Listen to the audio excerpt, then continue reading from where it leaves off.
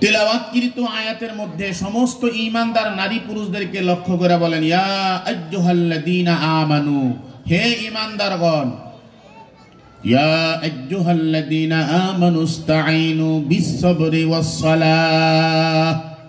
আল্লাহ বলে, হে ঈমানদার, তোমরা আল্লাহ রব্বুল আলামিনের কাছে সাহায্য প্রার্থনা করো ধৈর্য এবং নামাজের মাধ্যমে। ধৈর্য এবং নামাজ দ্বারা আল্লাহর কাছে সাহায্য চাও। বিস-সাবরি ওয়াস-সালাহ, তোমরা ধৈর্য এবং নামাজের দ্বারা সাহায্য চাওয়ার জন্য বলছেন। ধৈর্য ধারণ করতে হবে। আমরা এখানে আসছি, মন চায় না এখানে বসে থাকা, মনে চায় চায়ের দোকানে যে একটু চা খাই, একটু পান খাই। যারও বিড়ি খাওয়ার অভ্যাস আছে, একটু মাঝে মাঝে চায়ের লগে একটু বিড়িও টানি। এরকম অভ্যাস যাদের আছে, মনে চায় না এই মজলিসের মধ্যে বসে থাকতে, কারণ এখানে তো বিড়ি খাওয়া যায় না। খাওয়া যায় না, কথা কয় না, খাওয়া যায়, কারণ বিড়ি খাওয়ার মজলিস এটা না। পান খাওয়া যায়, চাও এখানে খাওয়ার, আর এটা আদবের খেলাফ, এখানে খাওয়া যায় না। আর এখানে বসলে তো দুনিয়ার রং তামাশা দেখা যায় না, মনে চায় না। তা ধৈর্য ধারণ করে মনটাকে কন্ট্রোল করে এখানে বসে রয়েছে, এটা কি কমখানি চারটাখানি কথা নাকি? কি কন, মনরে কন্ট্রোল করছি না, মনে চায় না, ধৈর্য ধারণ করে বসে আছি আল্লাহকে রাজি এবং খুশি করার জন্য।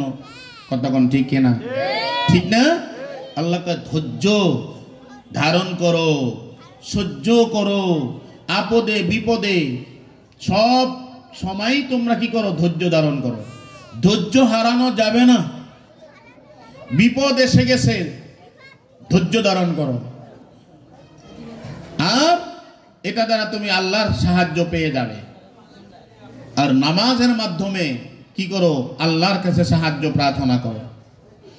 রাসূল করিম সাল্লাল্লাহু আলাইহি ওয়াসাল্লাম যখনই কোনো বিপদ আপদ আসতেন, দুঃখ কষ্ট আসতেন, কোনো চিন্তিত হতেন, চিন্তার ছাপ যখন চেহারায় পড়তেন, আম্মাজান আয়েশা বলেন, আল্লাহ রসুল সাল্লাল্লাহু আলাইহি ওয়াসাল্লাম সাথে সাথে মসজিদে নববীর মধ্যে গিয়ে নামাজে দাঁড়িয়ে যাইতেন। জোরে কোন সুবহানাল্লাহ। আর এই নামাজের মাধ্যমেই দুঃখ কষ্ট আল্লাহ তাআলা উঠায় নিয়েছেন। তাফসীরের কিতাবের মধ্যে লিখেছেন, হযরতে বিখ্যাত সাহাবী হযরতে আব্দুর রহমান ইবনে আউফ রাদিয়াল্লাহু তাআলা আনহু, উনি একদিন অজ্ঞান হয়ে পড়ে গেছেন। এমন অজ্ঞান হয়ে গেছে, তার পালস পর্যন্ত বন্ধ হয়ে গেছে, চলাফেরা নাই। এখন পালস ধরে, শিরা ধরে লোকেরা বলতেছে লোকটা তো মারা গেছে, পৃথিবীতে আর নাই। পৃথিবীতে যখন নাই, তখন কি করা হবে? পল্টন ময়দানে নিয়ে ফালায় রাখবে কিনা? কথা কেন? পৃথিবীর থেকে মানুষ যদি না থাকে, পাস চলে যায়, পল্টন ময়দানে নিয়ে ফালায় রাখে, রাস্তাঘাটে ফালায় দিয়ে আসে, তাহলে তাকে কি করে? সম্মানের সাথে গোসল করায়, কাফন দাফনের ব্যবস্থা করে, জানাজা নামাজ পড়ে এবং দাফন করার ব্যবস্থা আত্মীয়স্বজন আশপাশের লোকেরা এসে এটা সমাধান করে। কথা কোন ঠিক কিনা? একটু হু হা কোয়েন। তো এমনি ভাবে লোকেরা তার কি করলো? গোসল করাইলো, তার দাফন কাফনের সুব্যবস্থা করা শুরু করে দিলেন। এমন টাইমে বিখ্যাত সাহাবী হযরতে আব্দুর রহমান ইবনে আউফ রাদিয়াল্লাহু তাআলা আনহুর স্ত্রী মসজিদে নববীর মধ্যে চলে গেলেন। মহিলাদের কক্ষ আছে ভিন্ন জায়গায় নামাজ পড়ার জন্য। তাই বলে আমাদের সমাজে কিছু কিছু লোক আছে, মসজিদের মহিলারাও মসজিদে গিয়ে এখন দখল করা শুরু করছে। খবরদার, মদিনা এবং মক্কা ইস্তেসনা নারীদের জন্য। তাই বলে বাংলাদেশের মসজিদে গিয়ে পুরুষের সাথে আমরা হুজুম করে নামাজ পড়বেন, এটা কিন্তু পর্দার খেলাফ হবে, সোয়াবের পরিবর্তে উল্টা অ্যাকশন হবে। বুঝাইতে পারছি তো? হযরত আব্দুর রহমান ইবনে আউফ রাদিয়াল্লাহু তাআলা আনহু ইন্তেকাল হয়ে গেছে, এরকম সংবাদ আশপাশে চলে গেল। এলাকার লোকেরা এসে গোসল করা দাফন কাফনের কি করলো? ব্যবস্থা করে দিল। তার স্ত্রী কি করলেন? আপদ বিপদ দেখে তার স্ত্রী মদিনার মসজিদে গিয়ে নামাজ শুরু করে দিলেন। নামাজ শেষ করার পর আল্লাহর কাছে মোনাজাত করায়, আল্লাহ আব্দুর রহমান ইবনে আউফ আমার স্বামী আয় আল্লাহ বিপদগ্রস্ত হয়ে গেছে, তিনি বেহুশ হয়ে জমিনের মধ্যে পড়ে গেছে, আয় আল্লাহ তুমি তার জান ফিরাইয়া দাও, তারকে সুস্থতা নসিব করে দাও। অনুনয় বিনয় করে আল্লাহর কাছে যখন কান্না করলেন, আল্লাহ রাব্বুল আলামিন তার দোয়া কবুল করে সঙ্গে সঙ্গে আব্দুর রহমান ইবনে আউফকে আল্লাহ রাব্বুল আলামিন হুশ ফিরাইয়া দিলেন। জোরে কোন সুবহানাল্লাহ। লোকেরা আশ্চর্য হয়ে গেল, ব্যাপার কি? আমরা দেখলাম তার কোনো পাস নাই, তার শিরা চলে না, সব বন্ধ হয়ে গেল। আমরা ভাবছি আব্দুর রহমান ইবনে আউফ পৃথিবী থেকে বিদায় নিয়েছে, এজন্য আমরা দাফন কাফনের ব্যবস্থা করলাম, আমরা তার কবরের ব্যবস্থা করলাম, কিন্তু তিনি তো জিন্দা হয়ে আবার হুঁশ ফিরিয়ে আসলেন। এই আয়াতের ব্যাখ্যা করতে গিয়ে মুফাসসিরে কেরামগণ বলেন, যদি কোনো আপদ আসে, বিপদ আসে, আল্লাহর কাছে সাহায্য প্রার্থনা করো। ইয়া আইয়ুহাল্লাযীনা আমানু, হে ঈমানদারগণ, ইস্তাঈনু বিস-সাবরি ওয়াস-সালাত, তোমরা আল্লাহর কাছে সাহায্য প্রার্থনা করো ধৈর্য এবং নামাজের মাধ্যমে। আজকে তো নামাজ নাই, ধৈর্য আমাদের মাঝে নাই। কি কোন আছে নাকি? আমার মনে হয় শতকরা 95 জন মুসলমান 5 জন নামাজ পড়ে কিনা শতকরা এটা সন্দেহ, আর 99% সব বেনামাজি। তাহলে আল্লাহর সাহায্য কোত্থেকে আসবে? আল্লাহর গজব ছাড়া। কথা কোন ঠিক কিনা? নামাজ নাই, রোজা নাই, হজ নাই, যাকাত নাই, পর্দা পশিদা নাই, হালাল হারামের তমিজ করে না, সুদ খায়, ঘুষ খায়, মদ খায়, আর প্রতারণা করে। কথা কোন ঠিক কিনা? এখানে আল্লাহর সাহায্য মদদ কোত্থেকে আসবে? নামাজ এবং ধৈর্যের মাধ্যমে কি করতে হবে? আল্লাহর কাছে সাহায্য প্রার্থনা করতে হবে। সাহায্য এসেছেন আল্লাহ রাব্বুল আলামিন কোরআনের অন্য আয়াতের মধ্যে বলেন, ইন্নামা ইউওয়াফাস সাবিরুনা আজরাহুম বিগাইরি হিসাব।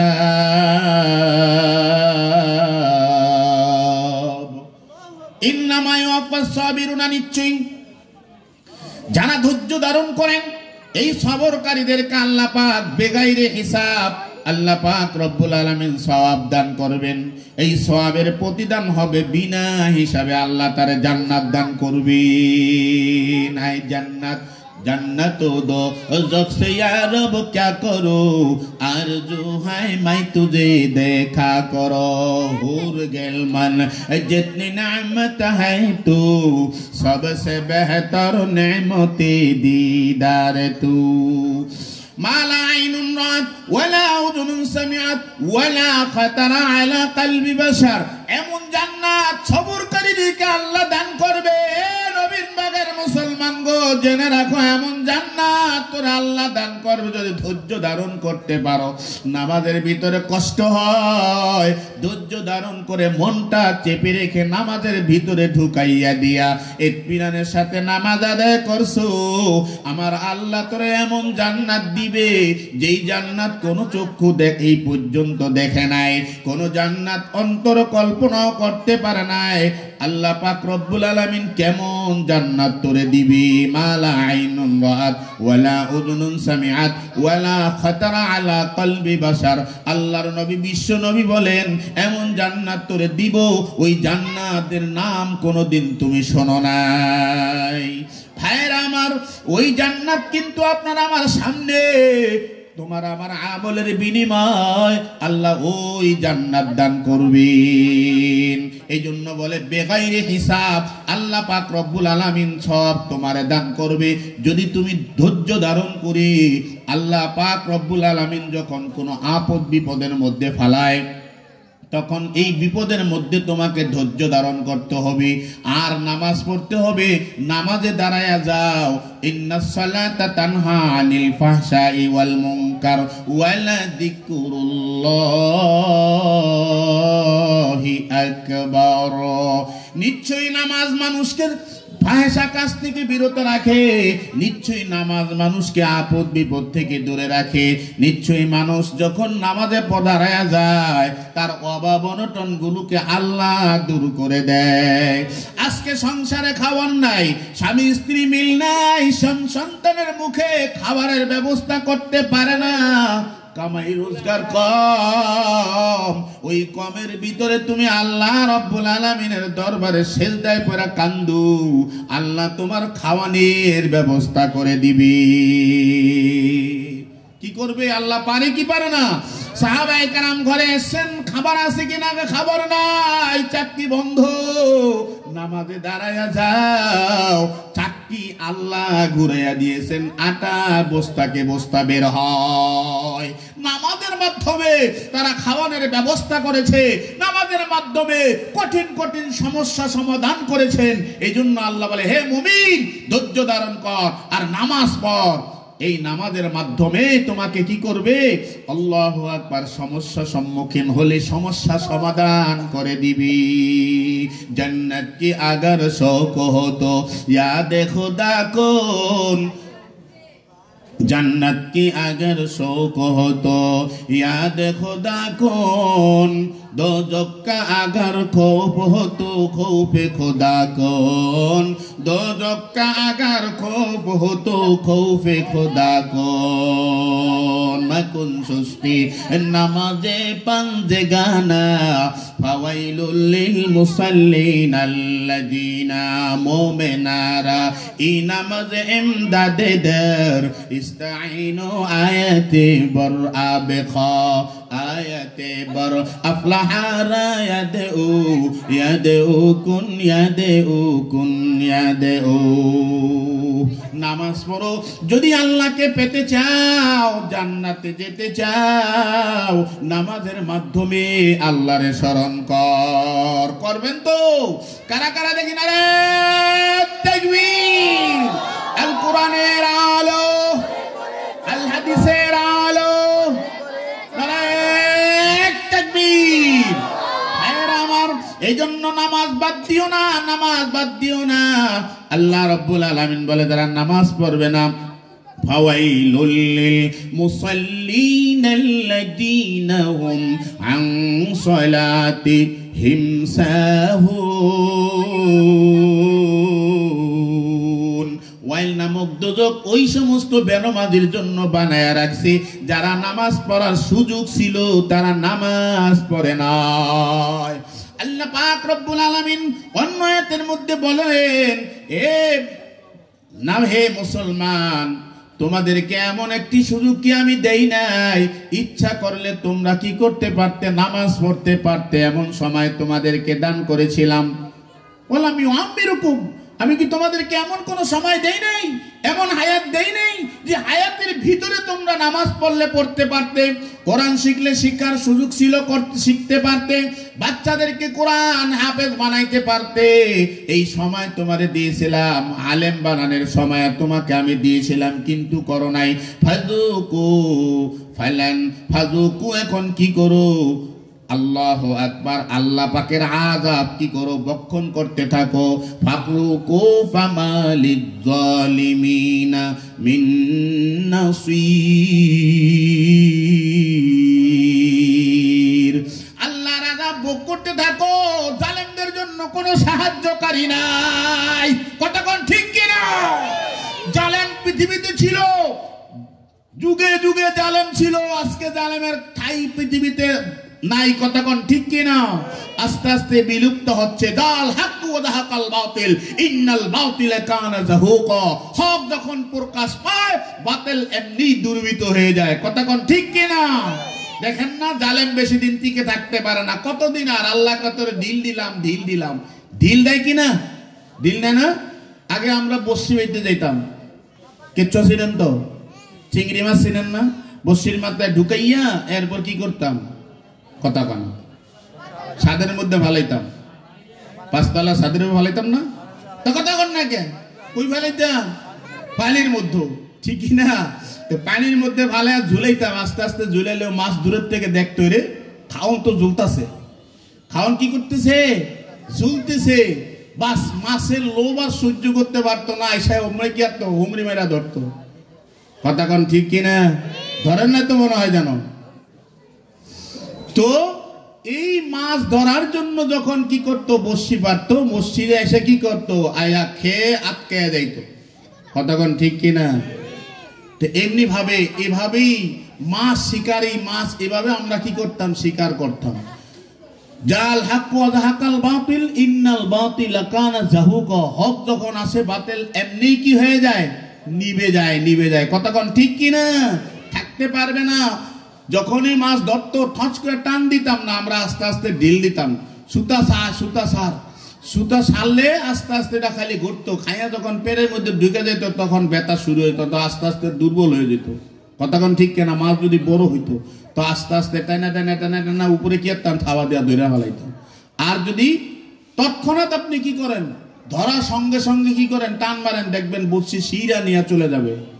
এরকম হয়েছে কিনা? পরে মাছটা অনেক বড় ছিল, বসির রশি ছিঁড়া চলে গেছে, এরকম ঘটনা ঘটছে কিনা? কথা কানা? তা আল্লাহ জালেমদেরকে ঢিল দিতেছে, ঢিল দিতেছে। যখন গলায় রশি আটকায় যাবে তখন এমন টান মারবে, টানে একেবারে কি হয়ে যাবে, জীবন শেষ হয়ে যাবে। কথা কোন ঠিক কিনা?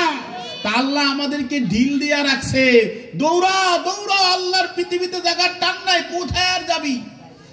আল্লাহ কয়, হে বান্দা কোথায় যাবি? যেখানে যাও সেখানে আমার বাড়ি, যেখানে যাও সেখানে কার বাড়ি? আমরা তো বলি না এই কোরআনের আমার পাঁচতলা আমার বাড়ি। ওরে আহাম্মক, তোর বাড়ি না, এটা ওয়ারিসের বাড়ি। তুই ইন্তেকাল হয়ে গেলে ওয়ারিস ভাগ করে নিয়ে যাবে, কুড়াল দিয়া কাইটা কাইটা তোর স্বর্ণ ভাগ করে নিবে, তোরে কিছু দিবে না। 3টা কাপড় দিয়া পেঁচাইয়া তোরে ওই গুরু আজিমপুর গোরস্থানে ফালাইয়া রাখবি। কথা কোন ঠিক কিনা? ভাইয়ারা আমার, এই জন্য আল্লাহ বলছে মুবিন, ধৈর্য ধারণ করো, আপদে বিপদে ধৈর্য ধারণ করো। আল্লাহর কাছে বলো, আল্লাহ বিপদ দিছ তুমি, উদ্ধার করনেওয়ালাও তুমি। কথা কোন ঠিক কিনা? বিপদ আইছে, কান্দাকান্দি শুরু হয়ে গেছে, নাচানাচি শুরু হয়ে গেছে, ওই হুল্লা চিল্লা চিল্লি শুরু হয়ে গেছে। এবারটা বিপদ দিছে কে? বিপদ উদ্ধার করতে পারে কে? রোগ দিছে কে? রোগের থেকে মুক্তি দিতে পারে কে? আল্লাহ। তাহলে সাহায্য চাইব কার কাছে? না মাখলুকের কাছে। আমরা নেতার কাছে দৌড়াই, নেত্রীর কাছে দৌড়াই, এখানে দৌড়াই সেখানে দৌড়াই, তারা জীবনে পারবো? পারবে না। পারবে? আর যদি আল্লাহর কাছে নামাজ পড়ে দোয়া কর, আল্লাহ বিপদ তো তুমি দিয়েছো, যেভাবে হোক আমার পরীক্ষার জন্য হোক অথবা আমার মর্যাদা বুলন্দ করার জন্য হোক, তুমি আমার বিপদ থেকে উদ্ধার করে দাও। কার কাছে বলবো? আল্লাহর কাছে বলবো। এটা শিক্ষা মুমিনদেরকে শিখাইতেছেন। এটা যদি না শিখেন তাহলে তো করার কিছু নাই। শিখবো তো ইনশাআল্লাহ। তাহলে কোনো যখনই বিপদ চলে আসবে দৌড়ায় কই যাবো? মসজিদে যাবো। মসজিদ না পাইলে যেখানেই পাই উজু করে বা সঙ্গে সঙ্গে দাঁড়ায় কার সাথে যোগাযোগ? কথা হয় না? কার সাথে যোগাযোগ? না থানার পুলিশের লগে, এলাকার মাতুব্বরের লগে। কথা কানা? এলাকার সভাপতি সব আছে, ওনার কাছে গেলে হইব তো? কথা কানা? হইবে নি? সভাপতির বাপের ক্ষমতা আছে বেটা, সভাপতির বাপের ক্ষমতা আছে। হ্যাঁ, তার কাছে দৌড়াও কা? যিনি দিয়েছেন তার সাথে কি লাগাও? কালেকশন লাগাও। এই জন্য কোথায় আসতে হবে? মসজিদে না মন্দিরে?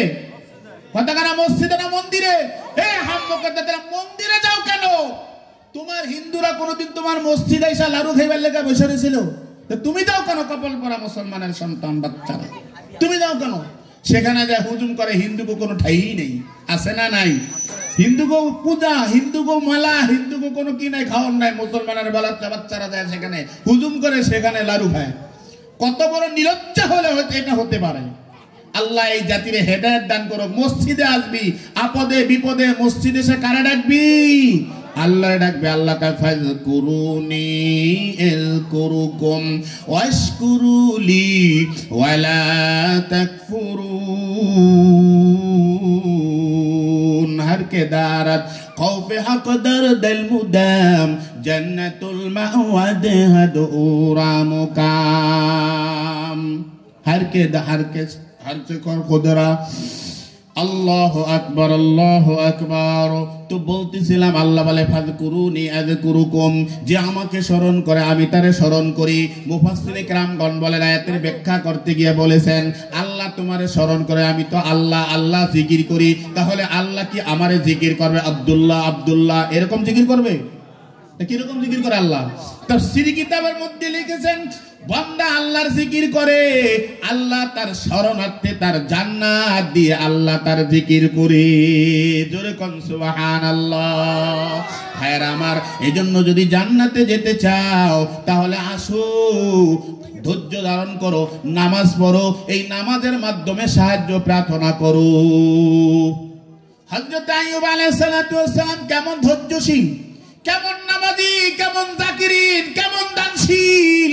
কিতাবের মধ্যে লিখেছেন, ও আইয়ুবা ইদ নাদা রাব্বাহু আন্নী মাসসানিয়াদ দুররু ওয়া আনতা আরহামুর রাহিমিন। এই কিতাবে জিন্দা কোরআন হাকিম, হিকমতে ওলায়া জালাস্তু কদিম।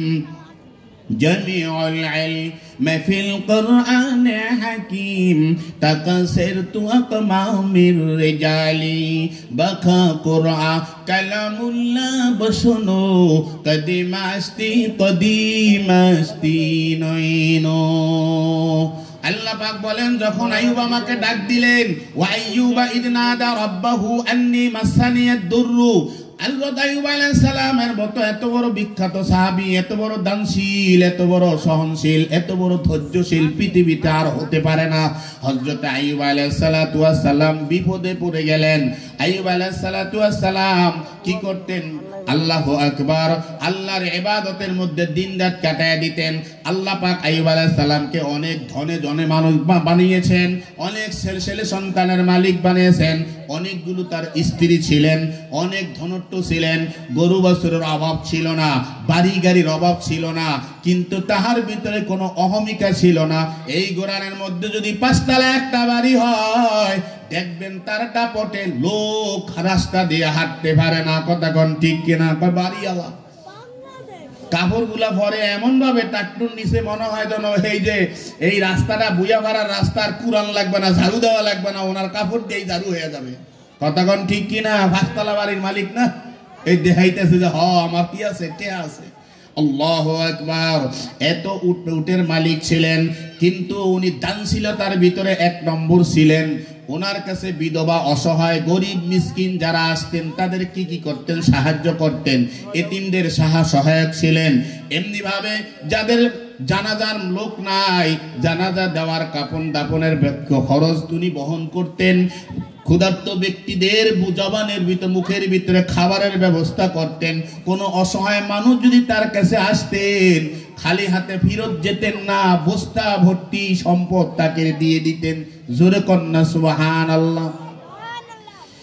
এই আইয়ুব আলাইহিস সালাতু ওয়াস সালামের দানশীলতা, আইয়ুব আলাইহিস সালামের জিকির, আজকার তাসবিহ, তাহলিল, হামদ, সানা দেখে শয়তানের ভিতরে কি আসলো? শয়তান ছিলেন তো তাকাব্বর মাকুঞ্জি নেহারায় পেসার, গরিব আয়া দিমান আজ হোসেমান, দানি চু তাকাব্বর চেরামি কুনি, খতামি কুনি ও খতামি কুনি। ইবলিস শয়তান, তার ভিতরে একটা খুব আসলো, বনি আদম এত দানশীল, বনি আদম এত সহনশীল, বনি আদম এত ধৈর্যশীল, বনি আদম এত জাকিরিন, বনি আদম এত নামাজি, এত হতে পারে না। আর শয়তান আল্লাহ পাকের দরবারে যায় বলতেছে, হে আল্লাহ, আইয়ুব রে তুমি অভাবনাটনে রাখো নাই, ধনে ধনে বাড়ি গাড়িতে ছেলে মেয়ে স্ত্রী পরিজনের চতুর্দিক থেকে ভরপুর করে রেখেছো, এই জন্য তোমার ডাকে, যদি বিপদে আপদে ফেলাও